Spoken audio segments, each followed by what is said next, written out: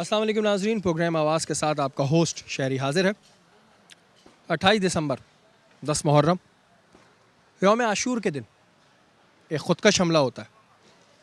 उस ख़ुदकश हमले में कई कीमती जानें ज़ाया होती हैं, कई लोग ज़ख्मी होते हैं। उसके थोड़ी देर बाद कुछ मुश्तइल अफराद नज़र आते हैं और वो 2500 दुकानें जला देते हैं, हज़ारों लोगों का कारोबार मिटा देते हैं। मेरा सवाल है क्या 7 मिनट के अंदर मुश्तइल अफराद इतने मुश्तइल हो गए कि उन्होंने 2500 दुकानें जला दी, या फिर ये एक सोची समझी साजिश है? इस वक्त मैं मौजूद हूँ बुल्टन मार्केट में और आप देख सकते हैं कि ऐसा मंजर पेश हो रहा है जैसे यहाँ पर कोई ज़लज़ला आया हो। वाकई में ये एक ज़लज़ले से कम नहीं।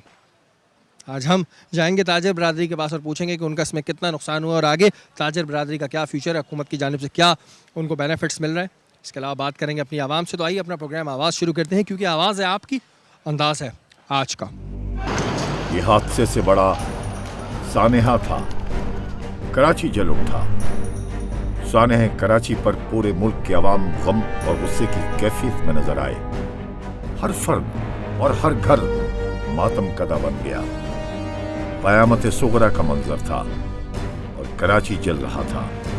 किसने जलाया, क्यों जलाया, ये सवाल है जो आज भी हर फर्द के जहन में मौजूद है। आइए इस सानेह के बारे में एक आम शहरी की क्या सोच है पूछते हैं, उसके ख्यालात क्या हैं और उसका रद्द-ए-अमल क्या है। अस्सलाम वालेकुम जी। वालेकुम सलाम। जी, जब ये धमाका हुआ तो आप यहाँ पे मौजूद थे, क्या मनाजिर थे, क्या हुआ क्या था? मैं उस वक्त यहाँ मौजूद था, थोड़ा पीछे था। जब धमाका हुआ तो एक ज़ोरदार आवाज़ थी और इस जगह पे पूरा धुआं हो गया था। और जब मैं यहाँ पर आया हूँ तो यहाँ पर लोग बिखरे हुए थे, लाशें। और आप क्या समझते हैं जी, इतना एक बड़ा दिन था, क्या सिक्योरिटी के इंतजाम सही नहीं थे, क्या प्रॉब्लम क्या?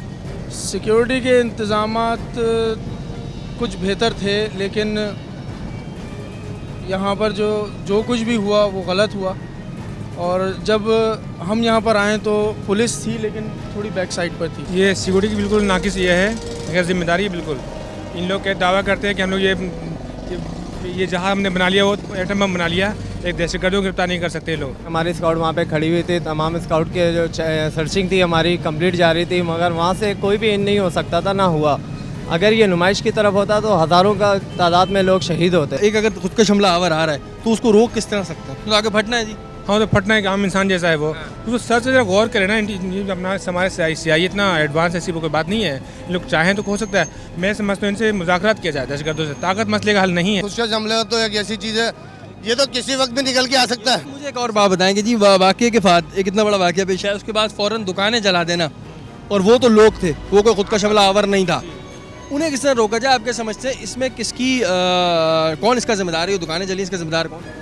ये तो पहचाना बहुत मुश्किल है, लेकिन ये हुकूमत चाहे तो गिरफ्तार कर सकती है, उसके लिए कोई नामुमकिन बात नहीं है।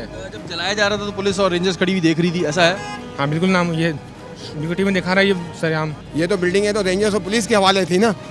ये थी यहाँ पर पुलिस भी थी, पुलिस वालों से रेंजर्स वालों से कहा कि साहब ये जो लूटामारी कर रहे हैं, आग लगा रहे हैं, तो रेंजर्स और पुलिस ने कहा कि यहाँ पर जो हमें आर्डर नहीं है, हमें जो गोली मारने का आर्डर नहीं है। कोई वजीर आला सही है यहाँ से गुजरे, उसके प्रोटोकॉल के लिए कितने गार्ड होते हैं, सही है। उस टाइम पर वजीर आला को कंकर मारता है ना तो पुलिस फौरन शूट आउट करती है। यहाँ इतनी बड़ी इमलाक को जलाया गया, उस टाइम पर शूट का आर्डर नहीं थे। एक बड़ी इन्होंने बहुत आवाम के दिल की आवाज़ निकली है जी कि अगर कोई वजीर आला साहब होते या कोई बड़ा आदमी होता, जैसे अभी यहाँ पर CCPO आए हुए थे तो बड़ा एक अलर्ट थे, अगर यहाँ से कोई पत्थर उठा के उनको मारता CCPO साहब को, वैसे तो मैं उनका कोई दुश्मन नहीं हूँ, लेकिन उनको मारता या किसी बड़े वजीर को पत्थर मारता, तो ये बात कह रहे हैं जी वाकई में शूट आउट शुरू हुआ था, आवाम पे गोलियां बरसा दी जाती।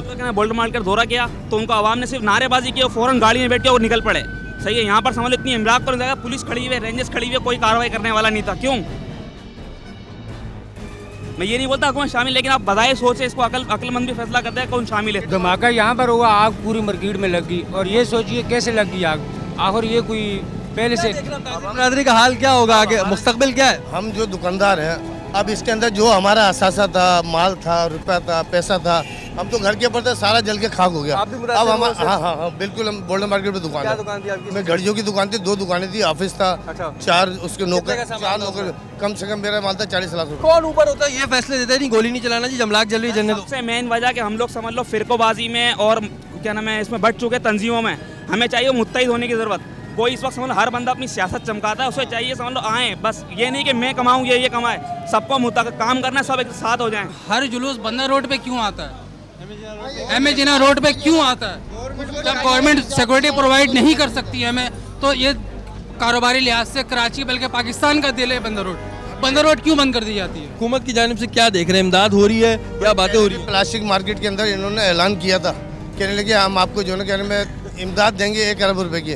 उसके बाद में किसी ने आकर के पूछा भी नहीं, और इस दफ़ा अगर इन्होंने धोखा किया हमारे साथ तो हम फिर सड़कों पे आ जाएंगे। नज़र तो नहीं आ रही, लेकिन कुछ हद तक कवरिंग करें, क्योंकि शहर जो ना कराची शहर पूरे पाकिस्तान को चलाता है, तो इसलिए कुछ ना कुछ तो इनके लिए करना पड़ेगा। ये जो आप काम देख रहे हैं ना, हमारा ये काम हो रहा है, ये हमने अपने दोस्तों यारों से रिश्तेदारों से उधार लेके पैसा जो है ना काम स्टार्ट किया हुआ है। तो हुकूमत किसी गवर्नमेंट ने 1 रुपया नहीं दिया अभी तक। एहलकार से बात हुई होगी, कोई तो हुकूमत का बंदा आया होगा? कोई नहीं आया भाई अभी तक, कोई नहीं आया भाई अभी तक। सिर्फ अगर कोई आता भी है वज़ीर आला सिंह साहब का क्या कहना था? ये उनका कहना था हम आपके साथ कोऑपरेट करेंगे, आप आएंगे सीएम हाउस आ जाओ।